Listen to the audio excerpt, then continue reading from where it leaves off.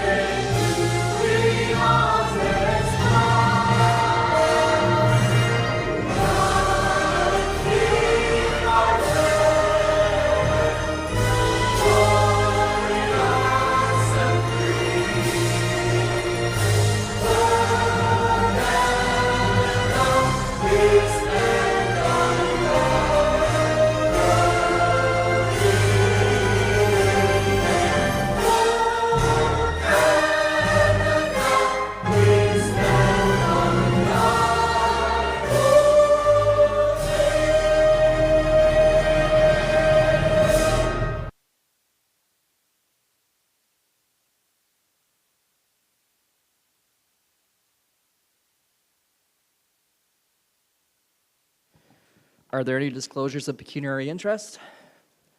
Seeing none, moving on to the approval of the agenda. Are there any amendments? Through you, Mr. Mayor, there are no amendments. And just to be sure, nobody wants to pull anything from the consent agenda? Okay. Moved by Councillor McDonnell, seconded by Councillor Jaworski. Be it resolved that the Council of the Township of South Glengarry approve the agenda as circulated. All those in favor? Carried. Approval of minutes. Were there any errors and omissions noted? Seeing none, moved by Councillor McDonnell, seconded by Councillor Jaworski. Be it resolved that the minutes of the following meeting, including closed session minutes, be adopted as circulated. Previous meeting minutes, August 25th, 2025. All those in favor? Carried.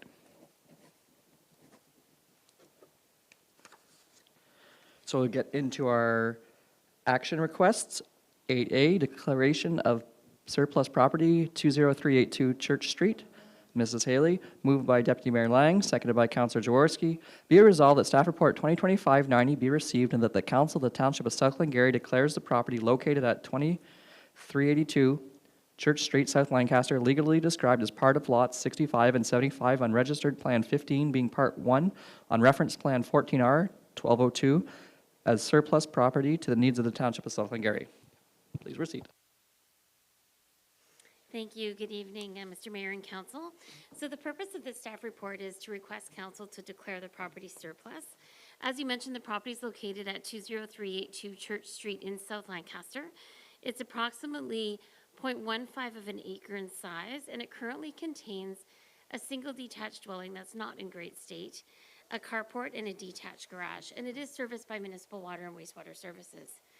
The property was previously owned by St. Andrew's Presbyterian Church, also known as Glebe Land, and the structures were privately owned. The township recently became the owner as recently as August of 2025, and we're requesting council to allow us to proceed following our bylaw for disposition of land or property sale and disposition of land bylaw. And if council chooses to declare this surplus, we would then proceed with an appraisal and come back to council, and then if council's supportive of it, we would move forward with listing the property. In the staff report, we provided various photos to show council the current state of the property. These photos were taken a couple of weeks ago, and then we also have some Google Street View images for you as well. And I think it's a pretty straightforward staff report, but I'm happy to answer any questions. I think this one persisted probably from 2018 or prior, so it's nice to see it being tidied up, and that's on my watch. Are there any questions or comments on this particular question, on this file, sorry? Okay, seeing none, all those in favor? Carried. Thank you for getting that one done. Award RFQ 2025-02, Facility Snow Clearing, 2025 to 2028. Mr. McIntosh, it's moved by Councillor Jaworski, seconded by Deputy Mayor Lang. Be it resolved that Staff Report 2025-91 be received and that the Council of the Township of South Glengarry award RFQ 2025-02 for Facility Snow Clearing 2025 to 2028 as follows. Zone 1 and 4 to Low Zone Trucking, Zone 2, 3, and Zone 5 to Jack Pine Limited, and furthermore, that the General Manager of Infrastructure Services be authorized to sign all relevant documents. Please proceed. Good evening. So the township contracts out our snow clearing for the winter on most of our facilities. They are comprised of 6 zones, Glenwalter, Lancaster, Green Valley, Williamstown, Baynesville, and Martintown. For the 2023 to 2025 season, for snow clearing, Martintown and North Lancaster were cleaned by our road staff during that time. After 2 seasons and multiple organizational changes, administration found that clearing the snow with the roads department was not conducive to the roads operations. So took too much focus away from cleaning the actual roads. So in RFQ, we released RFQ 2025-02 for clearing of zones 1 through 6.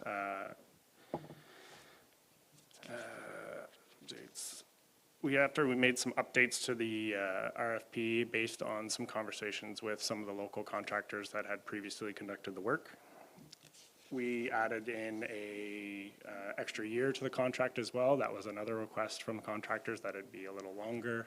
Just 3 seasons was a nice round number for them to bid on. Bids were received for all 6 zones. Administration has all but one location in Zone 1 did not have a price.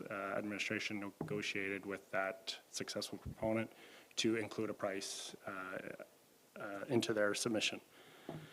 Bidders were encouraged to bid on the entire zone, not just partials.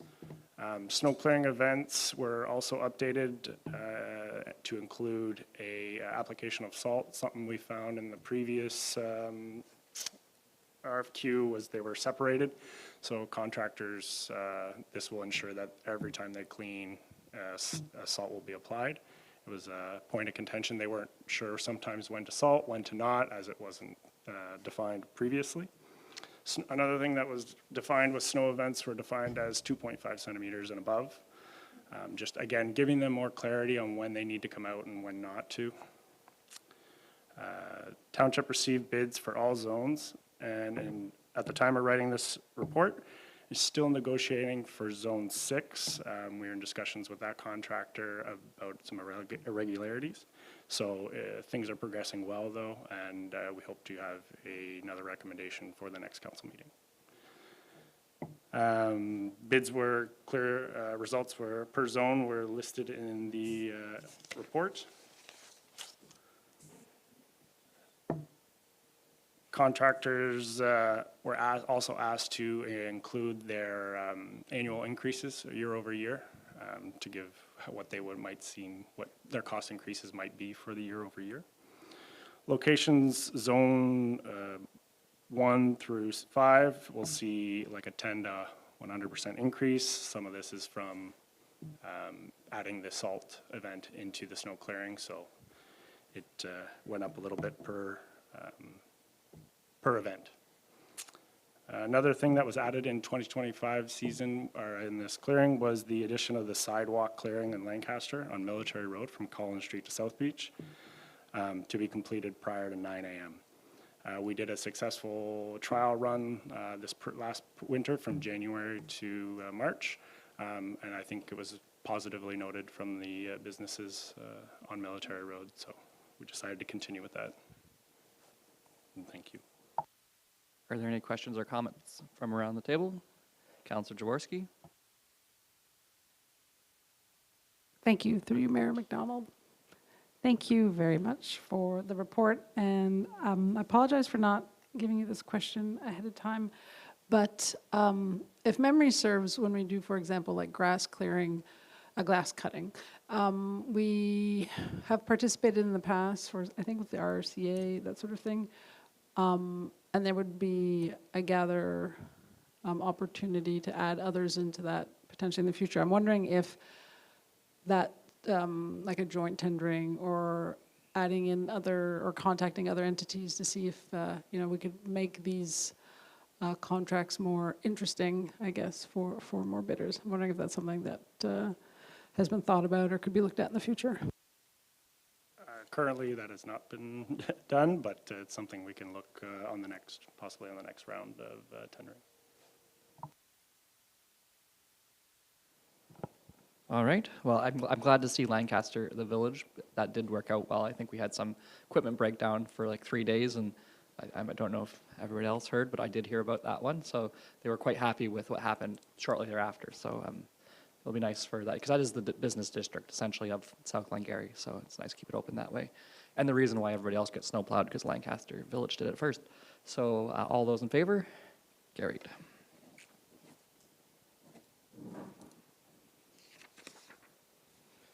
Moving to solid waste management, 2026 levels of service.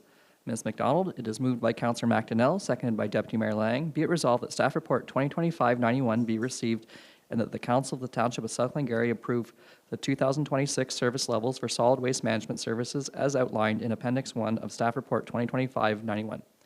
Please proceed. Thank you, Mr. Mayor, and through you, this is a quick one. We're trying to get ahead of budget, so we have an idea of what we should carry in the 2026 budget. The only proposed changes for the waste levels of service for 2026 is a bag tag fee increase, which if approved by council would be carried through with the consolidated fee bylaw, which will be coming back before January 1st. And then reinstating the recycling convenience depot, that is the big bins where residents can go to our landfill and put their recycling in. We had discontinued that with producer responsibility, but have found that it's been a bit challenging. People don't know that it doesn't exist. They show up at the landfill, they've got all this cardboard, nowhere to put it. So we priced that out. It's a small increase to our landfill operations of about $2,000 a year. We're looking at, we currently own a bin, so we're good until that bin rots out at the bottom, which is coming up, but it shouldn't be too bad. Anyways, it's definitely, I think, our administration believes that for our residents, reinstating the convenience depot at our expense is a really good idea. Thank you. Questions, Councillor McDonnell? Through you, Mr. Mayor. Nope, very happy to see this. I was very happy to see the reinstating the recycling bin. We had a section of the County Road 18 that was missed on garbage pickup, or was probably delayed to the next morning, but had been picked up that night and brought up. But when I went to the landfill just to throw my bags off, I very much contemplated throwing my recycling out, but it rode around with me for a week in the back of the truck until a pretty new day came. But it would be handy in those instances, and I've had a few phone calls of people that were disappointed to see it wasn't there, so glad to see that's reinstated. Any other questions? All right, all those in favor? Carried.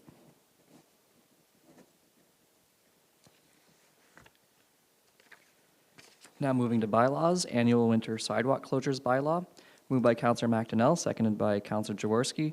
Be it resolved that staff report 2025-93 be received and that bylaw 2025-45, being a bylaw to authorize the seasonal closure of specified sidewalks within the Township of South Glengarry be read a first and second time in open council this 8th day of September 2025.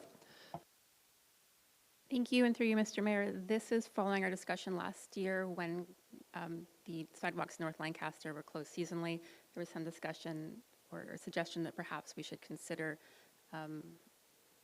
Glen Walter as well, given its distance, and our sidewalk machine does run around our township. So this is consolidating everything into one bylaw, so we don't have a number of small bylaws that people need to sift through.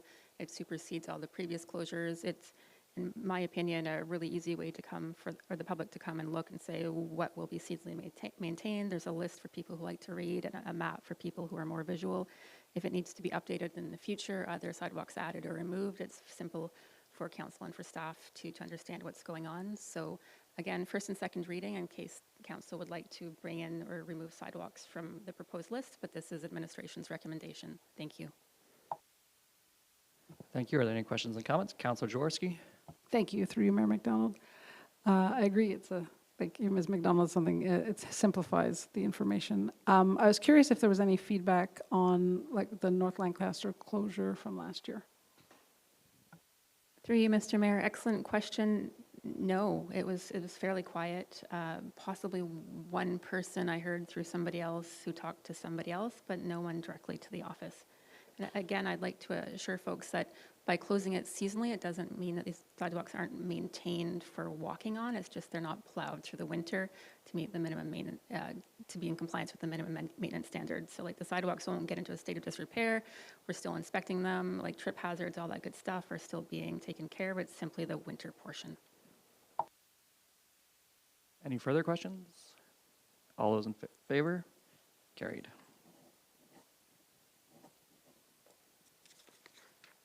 Consolidated rate of speed bylaw, moved by Councillor Jaworski, seconded by Deputy Mayor Lang. Be it resolved that staff report 2025-94 be received in the bylaw 2025-46, being a bylaw to establish rates of speed on all open township roads, be read a first and second time in open council this 8th day of September 2025. Ms. McDonald. Thank you, and through you, this is a consolidated rate of speed bylaw for the township. We have not had one of these. We couldn't even find one for the legacy townships. So this is bringing everything that they had approved, what's posted out in the world, and putting it into one. And again, it's existing conditions with 3 modifications. It wasn't intended to be like a massive debate of what we think it should be, just getting it all into one document again so that it supports a future discussion on like speed management policies and things like that. And again, so when council, the public, or administration think, hey, what should the posted rate of speed be? Or if there's a question with the OPP, point to this bylaw, this is what it is. Very, very easy. We separated it by rural roads, so out in the wild. There is a note that anything not mentioned in here is assumed to be 80 kilometers an hour per the Highway Traffic Act. Schedule B is the urban settlement areas as per the OP. Schedule C deals with the rural settlement areas, and Schedule D are the rural subdivisions, so they're not necessarily captured in the OP, but they certainly have rates of speed that differ from the Highway Traffic Act.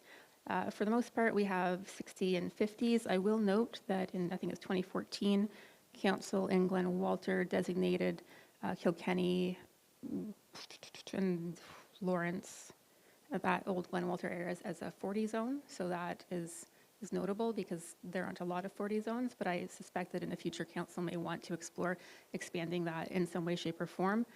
We did kind of bucket this in terms of the area that it was in. I'm not sure that's the easiest way, but in my mind, when people say, what's the speed limit in Glen Walter, I just want to see Glen Walter. I'm not so concerned about Green Valley in that moment. So hopefully how it's laid out makes sense to council.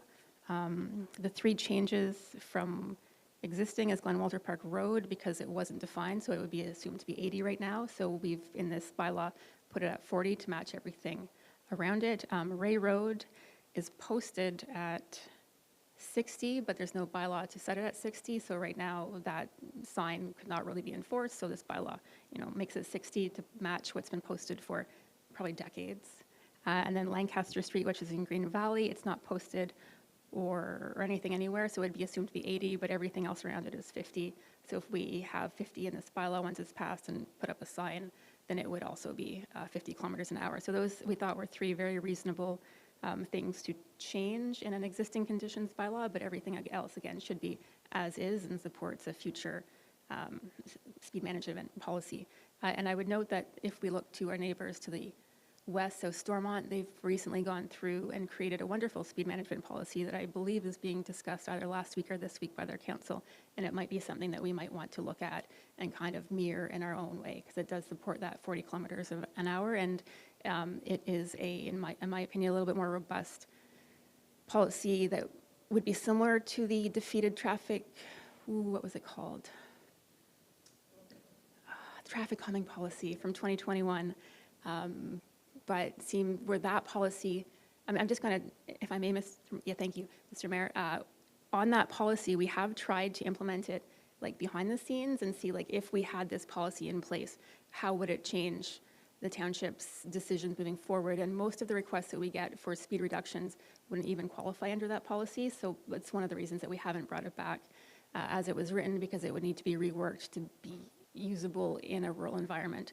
And the one that South Stormont has created, it's a bit broader. It's not just traffic calming, it's speed management, and it would be more applicable to like a lower tier kind of rural with some small like urban and rural settlement areas and subdivisions. So again, this is just back to the actual staff report, existing conditions, but setting the township up to perhaps pursue something like that in the future.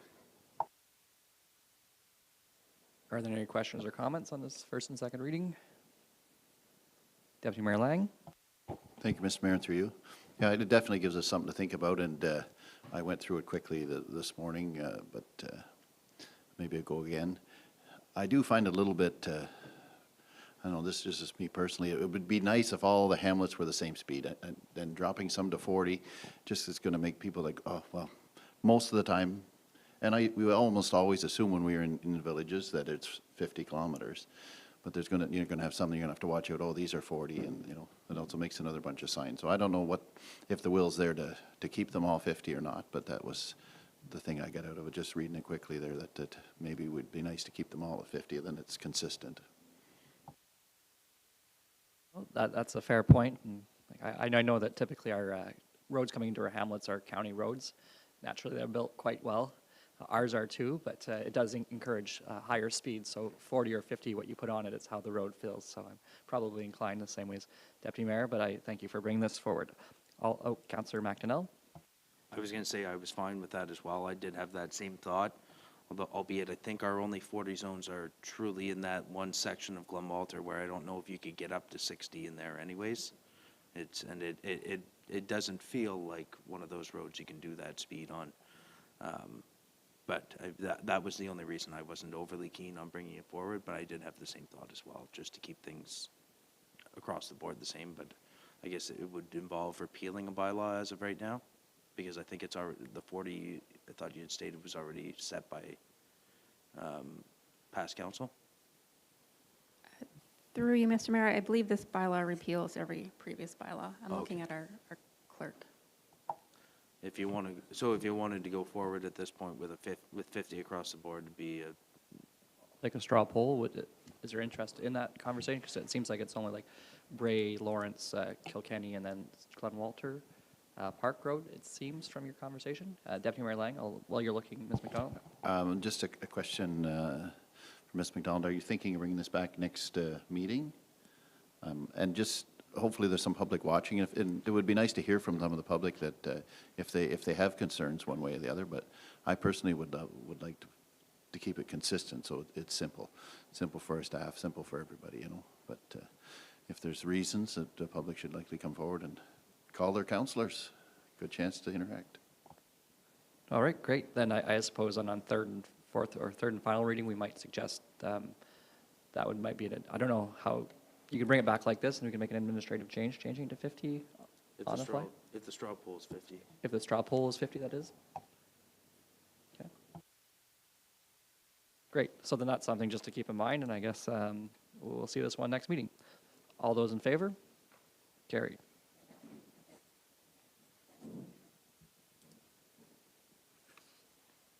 Moving to development agreement, Laporte, it's, Mrs. Haley.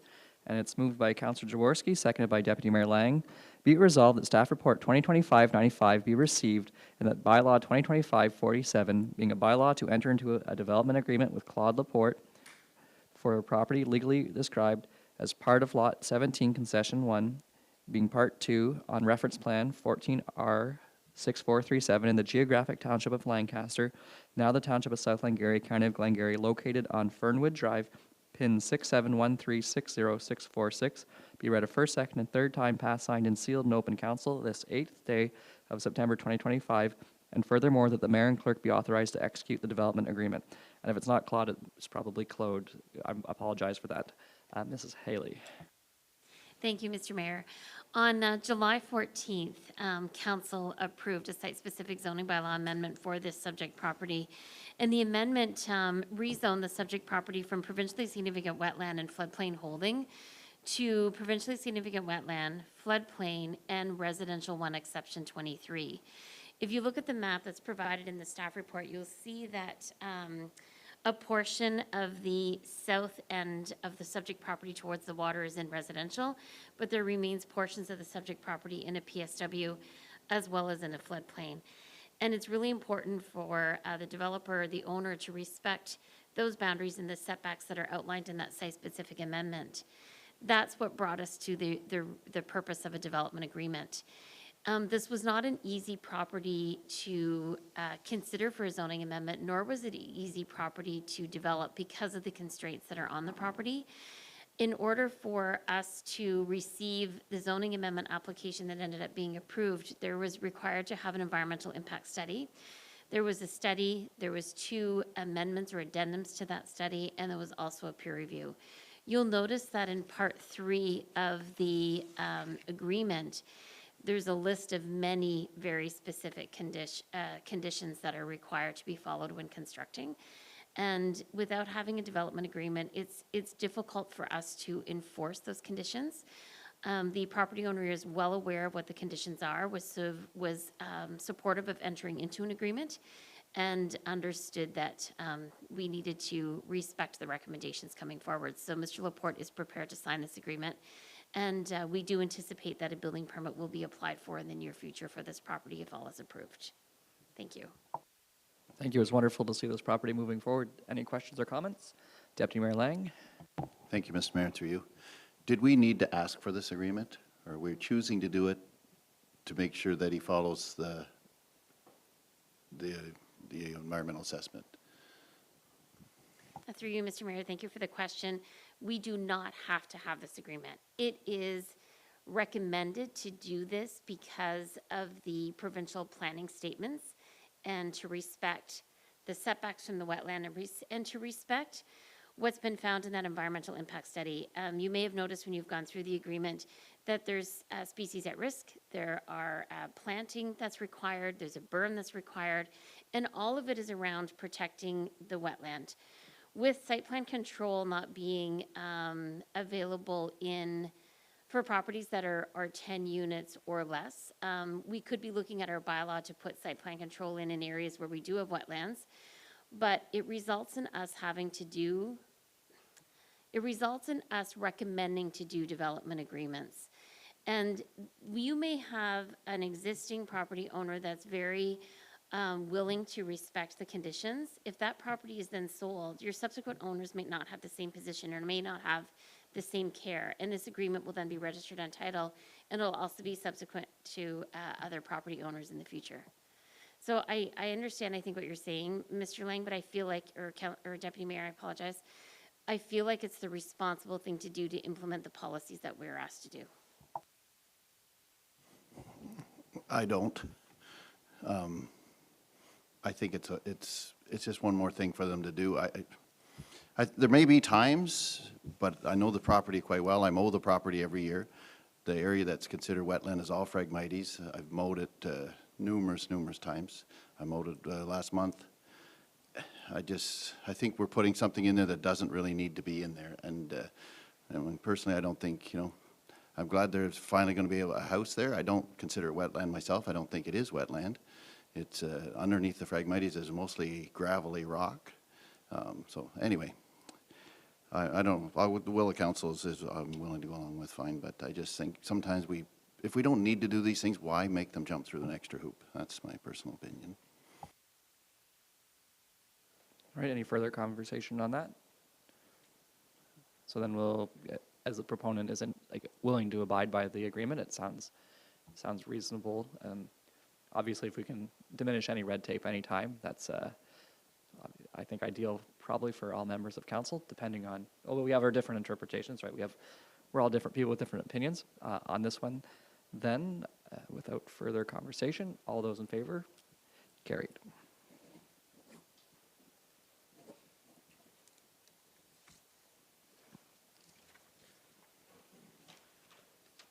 So with nothing being pulled from the consent agenda, moved by Councillor McDonnell, seconded by Deputy Mayor Lang, be it resolved that council accepts the items listed on the consent agenda. Oh, key information report. Oh, I got excited. Mr. Robertson. Fire Protection Grant, Year 2, 2025-2026. Good evening, Council. I have some good news to bring to Council this evening. The Ontario government last year announced a 3-year program for $30 million to invest in Ontario fire services. It was to be $10 million allotted per year. That would be equally divided by, in essence, the number of fire stations, the combined fire departments of the fire stations locations throughout the province. Earlier, I guess late last month, the province announced that they're doubling to $20 million the allotment for the 25-26 budget year, grant year. And basically tonight, I'm bringing that news forward and also like to get some direction. One, if council would like us to apply for this. This is 100% funding. There is not a matching requirement to the grant. So that is a benefit, but it also, and I'll talk about the things that we're proposing to purchase through the grant, through the allocation.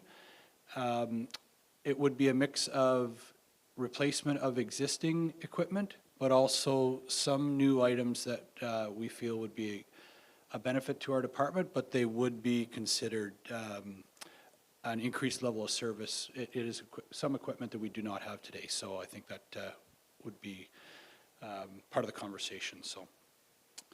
So the grant has not, they've basically advised that they've doubled the allotment. Last year, our grant value was a little over $41,000. So we're going to make an assumption that we should be looking at $80,000 in the grant. They haven't advised us exactly what the amount would be at this point, but they're guiding us to apply for that amount. So with that, I'll go through some of the items that we're looking for. This current year, Council has authorized Fire Services to begin our 5-year replacement program for bunker gear. So bunker gear is the term that we call for the firefighting jackets and pants. And we had carried $50,000 in this year's budget to begin that changeover. That gear needs to be changed out every 10 years. So one item that we're looking to do, there's 2 ways we could look at, well, I guess what's proposed in the information report would be to add a second $50,000 value this year, which would in essence be sort of moving the 5th year purchase up for that bunker gear. So we in essence would be spending $100,000 this year, 50 in the current budget allocation, and 50,000 of this grant. So that would be one area that we're looking to do. Sort of the benefits would be, and I'll take a second to explain that. So we have roughly 90 firefighters right now. With recruitment, we'll be about 100. So if I may, just sort of for easy numbers, I'll just say 100 staff. So we have 100 sets of gear that is within 10 years, so it's certified for use on the fire ground and within hazard areas such as a structure that is on fire. We do have some other gear that is beyond the 10-year mark, and that gear is used by our recruits in some of their training and some of the where they're not in that hazardous to life environment. What we're actually looking to do possibly would be to invest in, I have a better term, spare gear, so that we could have some gear that when a member takes their gear out of service to clean it for cancer prevention, etc., that gear can be out of service for a day to 2 days. And if there is no other gear, that firefighter who could be assisting at a structure fire in that hazardous environment would not have any PPE to allow them to do so.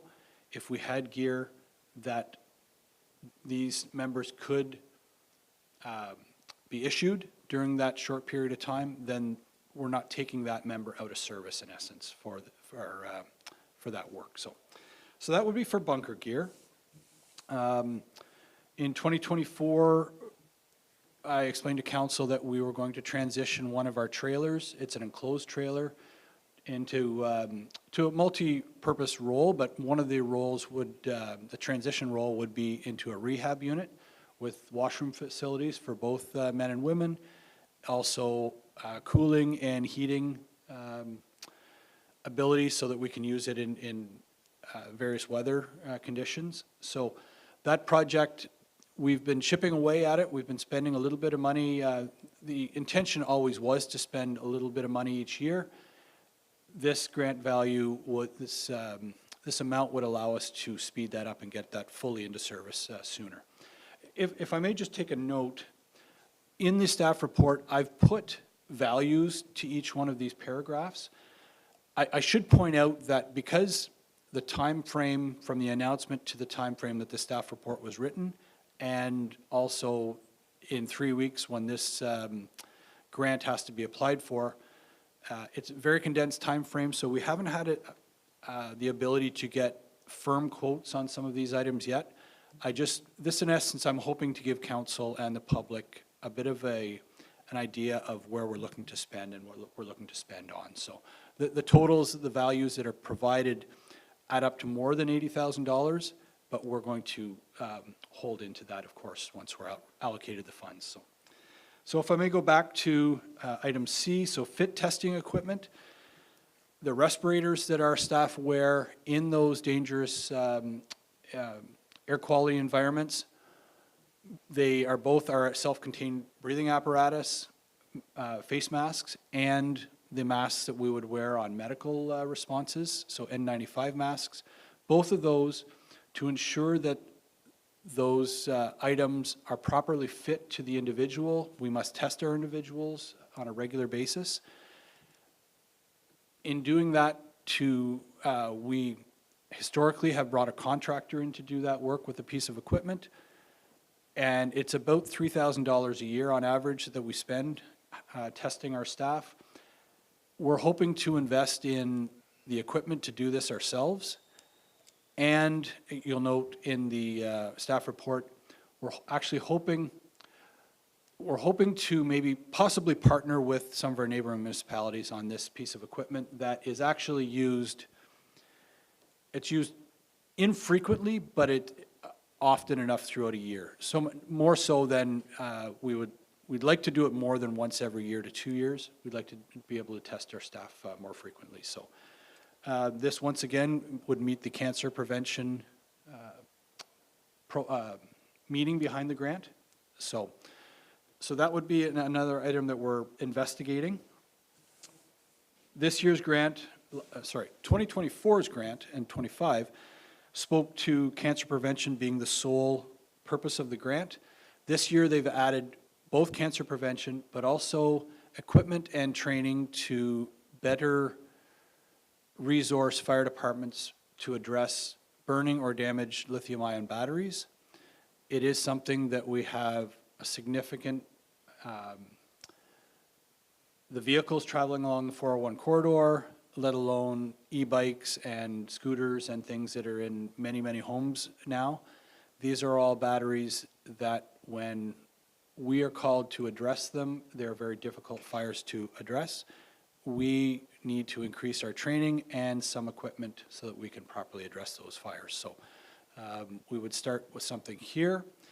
And then the last item we're looking to do would be purchase additional respirator masks. I spoke about respirator masks before, but additional respirator masks so that our staff do not need to share. We would sanitize them during an event if they had to be shared, but if we can increase the number of those masks that we have, both from an employee comfort perspective, so that they know that it's been properly sanitized ahead of time and it's not done in a rush, but also it would also speed up fireground operations. So we're looking at possible investments in additional respirator masks and the air tanks that we use to take, that allows us to breathe in those contaminated spaces. So those are the items that we're proposing.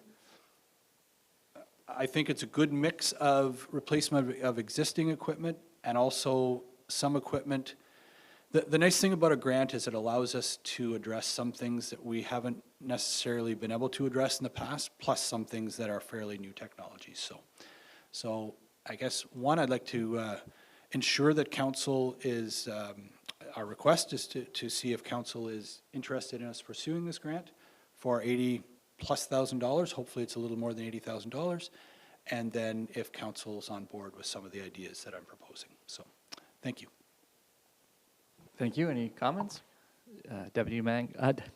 Thank you very much. Thank you. Through you, Mr. Mayor. Mayor Lang? That's all right. I think it's great. I definitely think we need to pursue it. It's too bad they don't give us a little more time. It's short notice, so, and I know you're going to have to run around and get a bunch of quotes fairly quickly. It has to be in by the end of the month, I think. Yeah. So I'm really excited to see some of the things that you're looking at purchasing and adding to the department. I think the respirator mask, I've always thought that each individual should have their own mask. The individuals that are actively going in the fire, like myself, when I was the chief, I didn't actively go in the fire, so I wouldn't have needed one, you know. But so if we have like 11 per station now, we likely only need another 4 or 5 per station, and each member that's active could have their own mask, because it's you know, nobody likes sharing, and you wipe them out at the end of the night and disinfect them and so forth, but it would be nice to have your own. And I think it gives you a little sense of ownership to look after that a little better as well. So I was really excited about that one. A comment on the bunker gear to kind of speed up the purchasing by a year. It puts us at you know, it's an extra 50,000. So then 10 years from now, when we have to redo it, we're going to have to spend 100 or whatever the price is. Those, you know.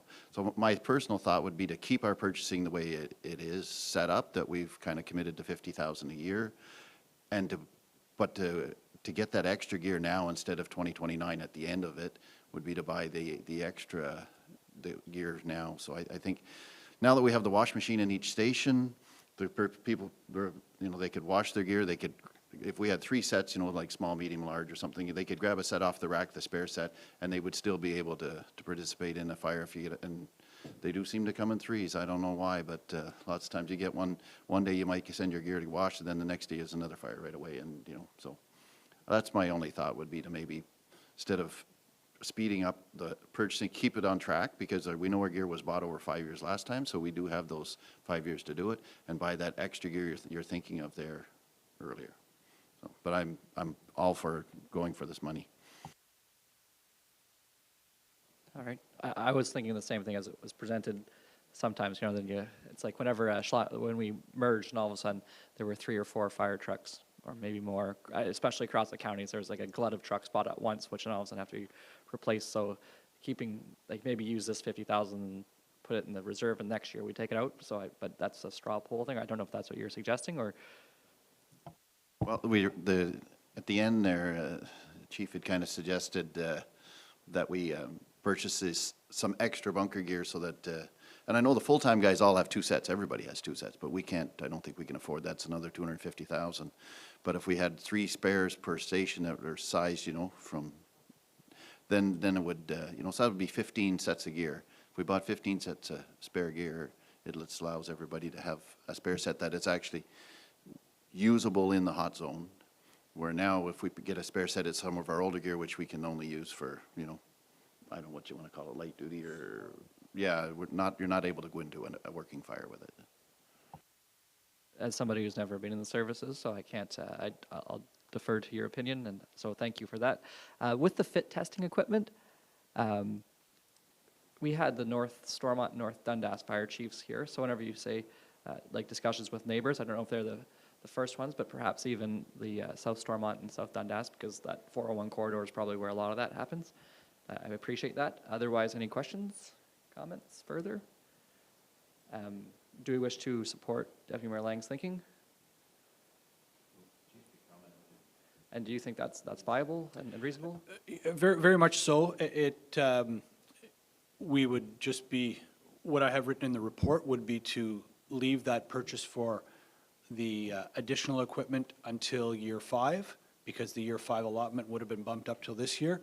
It's just as easy to flip that and continue, and it does make considerable sense to maintain our existing replacement schedule, because that's when the gear actually comes due.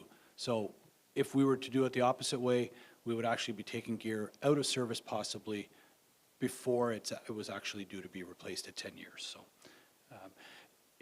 yeah. So straw poll or we go with Deputy Mayor Lang's suggestion? Okay, perfect. Thank you. Okay. 2026 municipal elections, voting methods. Mrs. Campo? Thank you, Mr. Mayor, and through you, believe it or not, planning for the next municipal election is already underway, even with the election being over a year from now, just over a year. So the report before council this evening is essentially to confirm the proposed voting methods for the 2026 municipal election. As in previous years, we are working regionally with the other clerks throughout SD&G. And for this election, we actually have the City of Cornwall joining us on our RFP for a voting system, which is we're happy to have them come on board as a partner. So Clerks Group is currently evaluating the RFP. We did put in a joint RFP out for voting systems. We're presently evaluating those. So I figured it was timely to come to council and get a sense of what you are hoping to see come forward in the 2026 in terms of voting methods. I've proposed in this report that we continue with the previously utilized methods of internet and telephone voting. There's some data in the report that outlines methods we've used for the past 4 elections, what the voter turnout was, as well as the percentage of voters who utilized each method.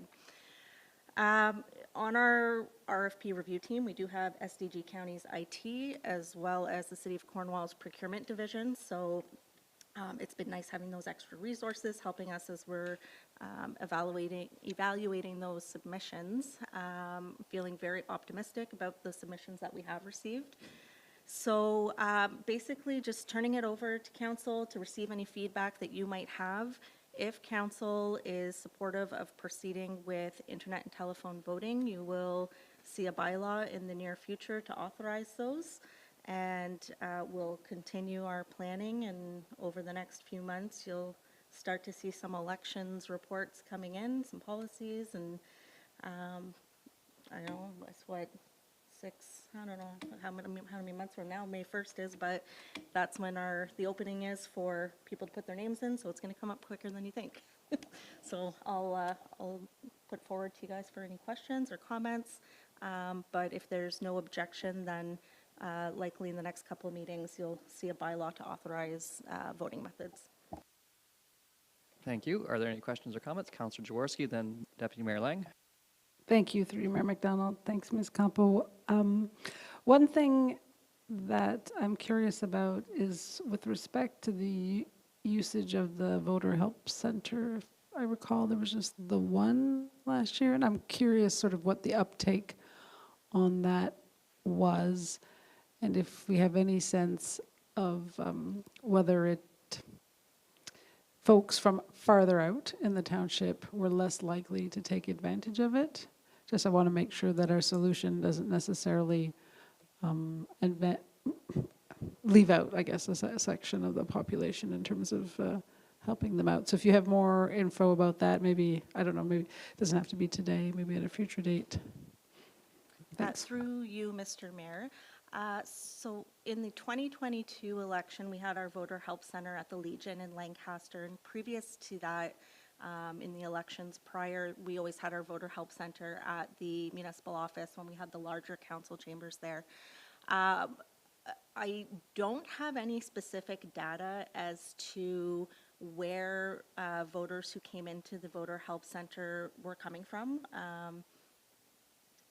I don't know, that's something we could possibly look at obtaining somehow in this next election. What I will say is at this time, we haven't yet determined where the Voter Help Center will be for the 2026 election, or whether or not we offer more than one, even if it's, in the advanced voting days, potentially having, say a day in Lancaster, a day in Green Valley, you know, sort of a mobile voting help center. We haven't quite gotten that far in the planning phase yet, but it's certainly something that we can consider. However, I would say most people coming into the voter help center were more so coming in because they weren't comfortable using the technology on their own. Not, we didn't hear too many complaints about inaccessibility to the technology itself. I know there are areas in the municipality where the internet or telephone service is not as strong as in other areas, but that wasn't generally a complaint that we heard too much of, if at all. If I may, I know you, your network of clerks, some of them might have had mobile spots, so you might want to reach out to some of them, and like retired ones like Brenda Brunt and Joanne McCaslin are probably good resources for that, because I think some municipalities have done that. I'm sure you've thought of that, though. Deputy Mayor Lang? Thank you, Mr. Mayor, and through you. I'm definitely in favor of the internet telephone. I think the vast majority of our public can navigate them. Question, though, and I don't, I think there's members here that know a lot more about it than me, so maybe they can chirp up, but with that, do we get the same results? We used to know afterwards where the votes came from, you know, like it would help somebody that was campaigning again, you know, to know, oh, I need to, you know, I didn't get a lot of support from a certain area of our township, but can we have that information still by doing this? Through you, Mr. Mayor, that question, Deputy Mayor Lang, is at the top of my list for when we are speaking with the vendors. I know that is information that in the past has been very valuable to candidates. I do know in reading some of the submissions to date, I've already noted that that is something that they have included in the reports that will be available, so I'm hopeful that the successful bidder will have that capability. It is certainly a nice to have. I can't guarantee that it would be a deciding factor because we do have a procurement process that we have to follow and we are part of a joint tender. That said, it's a question that I have. It's something that I'm going to confirm at the outset. And I will have that information once we've selected the provider. And if I may, just on this one, I guess I've been involved in all of these elections in some way. If not, because you're asking like the poll data is particularly was the thing that was there 2010 to 18. If that's not possible, I don't know if like an alternative could be even by like postal code. It's not the same ground down, but it gives you some sense of where you got your votes, because you know, I think Councillor McDonnell notoriously had 2,999 votes, and it would be nice to know where they were so you can find that one and chip away at it and get to the 3,000 club like your other members. Sorry for picking on you, Councillor McDonnell. Councillor Jaworski? Thank you, through you, Mayor McDonald. One point that Mayor McDonald mentioned that tweaked my mind was, in terms of these submissions, are any of, when we look at these bids, is there an element of how can they help increase voter turnout? Is there at all, knowing that that's something that's a challenge everywhere, and our numbers are slowly seem to be trending downwards. So I wonder if that's something that they speak to and when they talk about how great their packages are.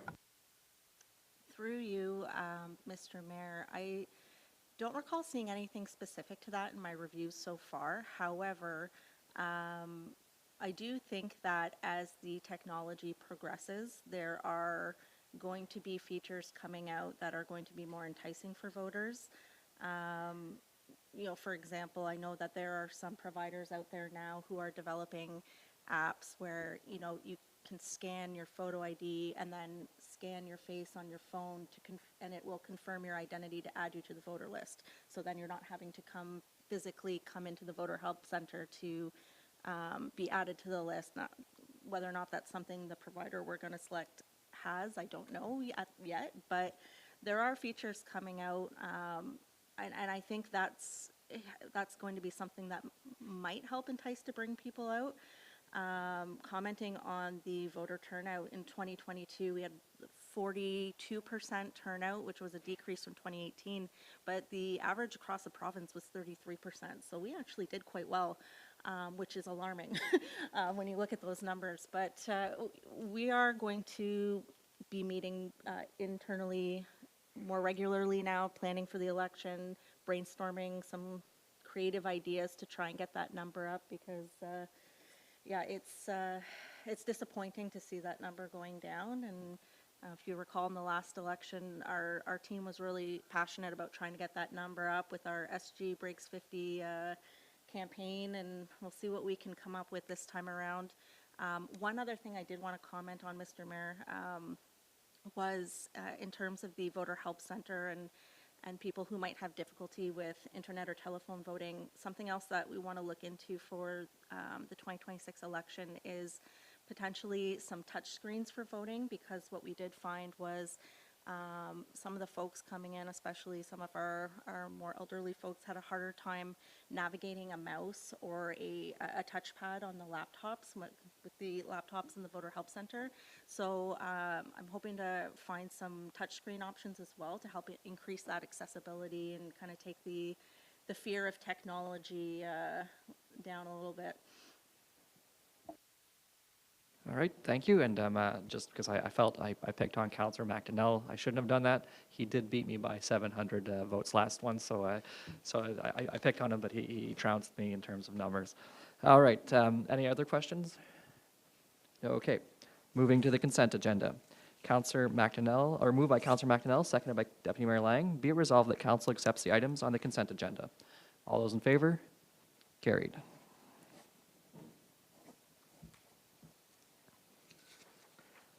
So we will be going into closed session, or board and committee updates. Are there any to report? Yeah. As we move out of... Oh, sure, yes. Raisin River, Raisin Region. I can pull it up too if you want to talk about it, I'll find it. Yeah, I'll talk for a second and you see, because I wasn't ready for it, but anyway, I just noticed it. Because I was thinking that we didn't have county council, so there was nothing for us, but we did have a meeting the other day.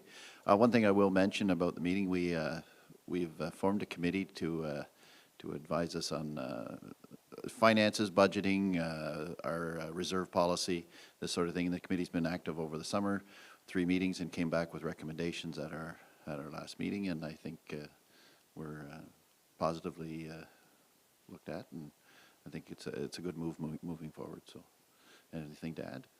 Yes, I just pulled up the agenda, and you are right that from that group, there was some consideration for, they often have grants where they have like tiers of services. There are some that they have to, and then there are extra ones. Some of the grants were used to do like core services, and we're trying to move away from that model because it's a little unstable financially. So there might be a slight increase to the municipal portion of the levy. It's likely going to be less than $7,000, I believe. So it's small for us, big for them. That will be coming through. We finally have our strategic action plan. It's updated. A wonderful thing about that, I think it was 2005, perhaps, was the last time they did it. We've mentioned that at a previous council. And then we were trying to make it so that the reporting is very clear and understandable to all. So a lot of work from that committee came through. And then again, they have a lot of grants, tree planting events coming up, set the rates for the marina and the campsite. Otherwise, they're keep doing their good business. Any other committees? Okay, seeing none, we will move to closed session. Moved by Councillor Jaworski, seconded by Councillor McDonnell. Be it resolved that Council convene to closed session at 7:31 p.m. to discuss the following item under Section 239(2) of the Municipal Act, SO 2001. B, personal matter or matters about an identifiable individual, specifically performance evaluation. All those in favor? Carried. We will move into closed session.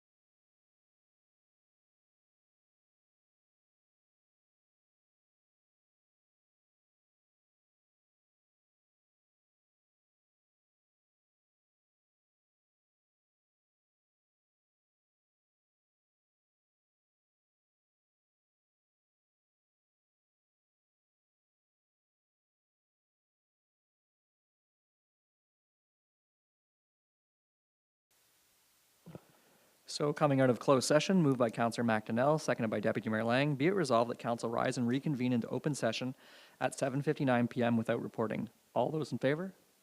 Carried.